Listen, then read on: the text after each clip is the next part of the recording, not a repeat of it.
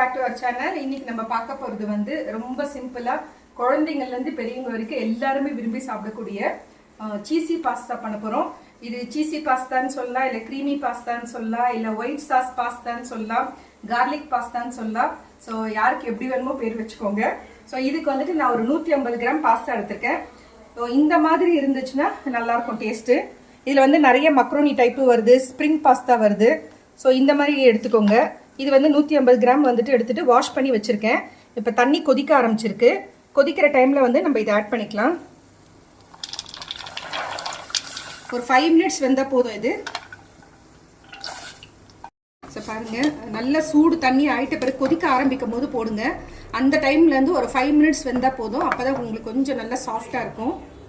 இப்போ பாருங்கள், ஒரு 5 மினிட்ஸ் ஆகிடுச்சு, நல்லா வெந்துட்டுருக்கு. ஸோ இதை நம்ம எடுத்துடலாம்.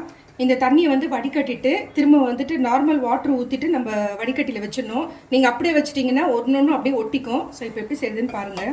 இந்த மாதிரி வடிகட்டி இருந்துச்சுன்னா அந்த தண்ணி சுடு தண்ணி எல்லாம் போயிடணும். நெக்ஸ்ட் அது மேலேயே வந்துட்டு கொஞ்சம் பச்சை தண்ணி எடுத்து ஊற்றிடுங்க. அப்போ அந்த சூடு கம்மியாகிடும். அப்போ தான் ஒன்றோடு ஒன்று ஒட்டாமல் இருக்கும் நம்ம இது ரெடி பண்ணுற வரைக்கும்.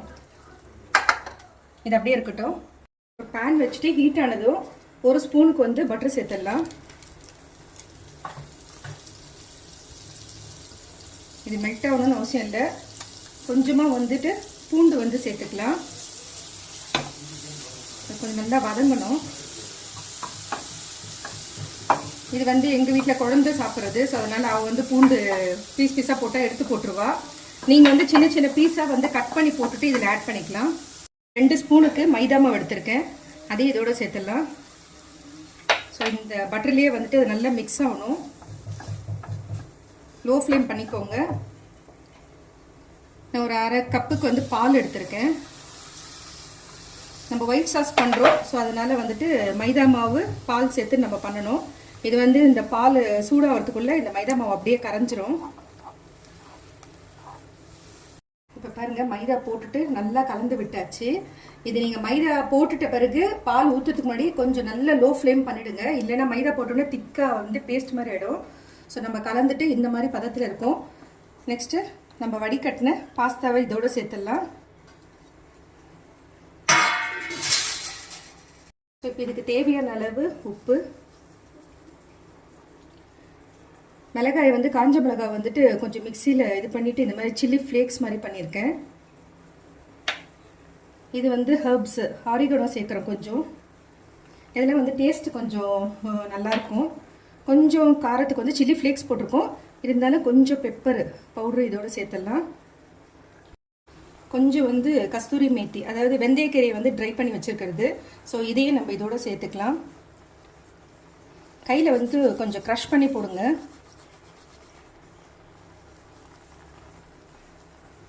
போட்டுட்டு நல்லா கலந்து விட்டுருங்க. ஸோ ஆல்மோஸ்ட் ரெடி ஆகிடுச்சு. இன்னும் ஒரே ஒரு ஐட்டம் வந்து இதோட சேர்க்கணும். நம்ம இதெல்லாம் நம்ம வந்துட்டு மொசிலா சீஸ் வந்து இதோட நம்ம ஆட் பண்ணிடலாம். அவ்வளோதான், சேர்த்துட்டு கலந்து விட்டுருங்க. உங்களுக்கு ஒரு வேளை ரொம்ப திக்காக வர மாதிரி இருந்துச்சுன்னா கொஞ்சம் பால் கூட சேர்த்துக்கலாம். அப்போ உங்களுக்கு நல்லா க்ரீமியாக இருக்கும். இப்போ இது கரெக்டாக இருக்குது. நம்மளுடைய க்ரீமி பாஸ்தா ரெடி.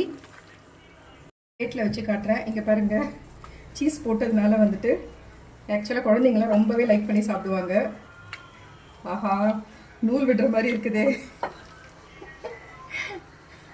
கடாய்க்கும் பிளேட்டுக்கும் பெரிய நூலே போயிட்டுருக்கு. ஆக்சுவலாக இது வந்து மொசிலா சீஸில் பண்ணால் தான் இந்த மாதிரி வரும். நார்மல் சீஸில் பண்ணால் வராது. சூப்பராக இருக்குது. என்னுடைய கிராண்ட் டாட்டருக்கு ரொம்ப பிடிக்கும். அவருடைய ஃபேவரட் ஐட்டம் இது. தலையை ஆட்டின்னு இருக்கா பின்னாடி நின்றுக்கிட்டு. பாருங்க ஃப்ரெண்ட்ஸ், நம்மளுடைய creamy pasta ready. White pasta இல்லைன்னா கார்லிக் பாஸ்தா ரெடி ஆகிடுச்சு. இதே மெத்தடில் செய்யுங்க. எல்லாருமே விரும்பி சாப்பிடக்கூடியது, அருமையான டேஸ்ட்டில் இருக்குது. இந்த வீடியோ பிடிச்சிருந்தா லைக் பண்ணுங்கள். புதுசாக பார்க்குறவங்களா இருந்தால் சப்ஸ்கிரைப் பண்ணுங்கள்.